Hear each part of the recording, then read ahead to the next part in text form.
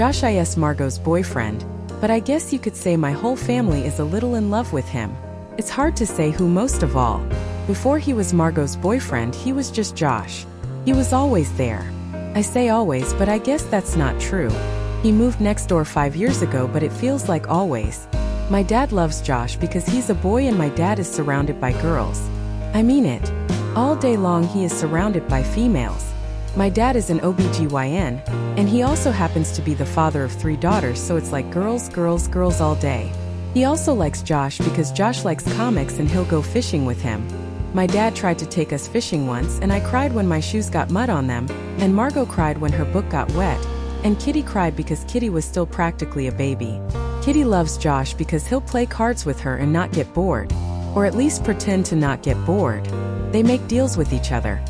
If I win this next hand, you have to make me a toasted crunchy peanut butter sandwich, no crusts.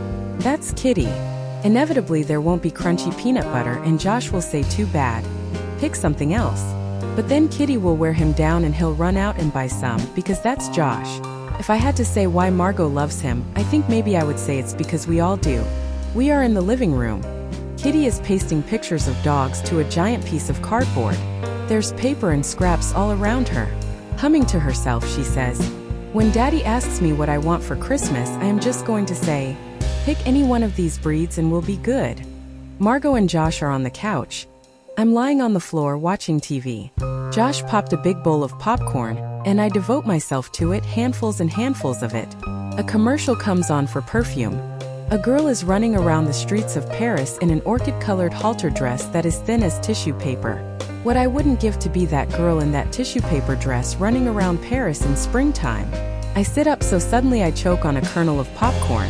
Between coughs I say, "Margot, let's meet in Paris for my spring break."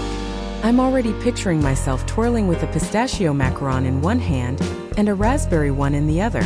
Margot's eyes light up. "Do you think Daddy will let you?" "Sure, it's culture. He'll have to let me.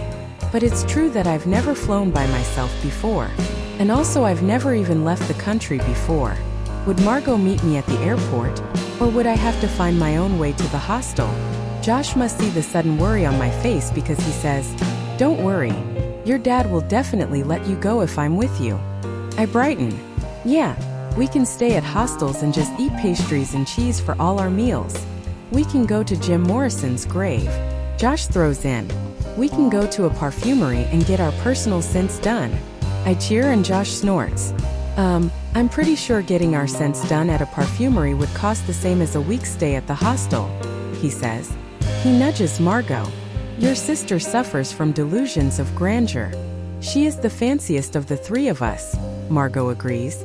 "What about me?" Kitty whimpers. "You." I scoff. "You're the least fancy song girl. I have to beg you to wash your feet at night, much less take a shower." Kitty's face gets pinched and red. "I wasn't talking about that, you dodo bird. I was talking about Paris." Airily I wave her off. "You're too little to stay at a hostel." She crawls over to Margot and climbs in her lap, even though she's 9 and 9 is too big to sit in people's laps. "Margot, you'll let me go, won't you?" "Maybe it could be a family vacation," Margot says, kissing her cheek. "You and Lara Jean and Daddy could all come." I frown. That's not at all the Paris trip I was imagining. Over Kitty's head Josh mouths to me, "We'll talk later," and I give him a discreet thumbs up. It's later that night. Josh is long gone. Kitty and our dad are asleep. We are in the kitchen. Margot is at the table on her computer. I am sitting next to her, rolling cookie dough into balls and dropping them in cinnamon and sugar. Snickerdoodles to get back in Kitty's good graces. Earlier, when I went in to say goodnight, Kitty rolled over and wouldn't speak to me because she's still convinced I'm going to try to cut her out of the Paris trip. My plan is to put the snickerdoodles on a plate right next to her pillow, so she wakes up to the smell of fresh-baked cookies. Margot's being extra quiet, and then out of nowhere, she looks up from her computer and says, "I broke up with Josh tonight." After dinner, my cookie dough ball falls out of my fingers and into the sugar bowl. "I mean, it was time," she says. Her eyes aren't red-rimmed. She hasn't been crying, I don't think. Her voice is calm and even. Anyone looking at her would think she was fine. Because Margot is always fine, even when she's not. "I don't see why you had to break up," I say.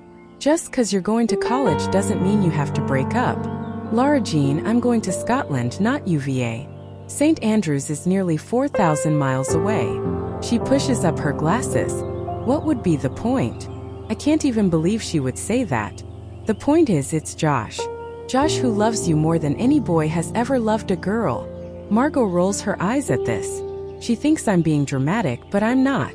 It's true. That's how much Josh loves Margot. He would never so much as look at another girl. Suddenly she says, "Do you know what Mommy told me once?" "What?" For a moment I forget all about Josh. Because no matter what I am doing in life, if Margot and I are in the middle of an argument, if I am about to get hit by a car, I will always stop and listen to a story about Mommy. Any detail, any remembrance that Margot has, I want to have it too. I'm better off than Kitty, though. Kitty doesn't have one memory of Mommy that we haven't given her. We've told her so many stories so many times that they're hers now. "Remember that time?" she'll say. And then she'll tell the story like she was there and not just a little baby.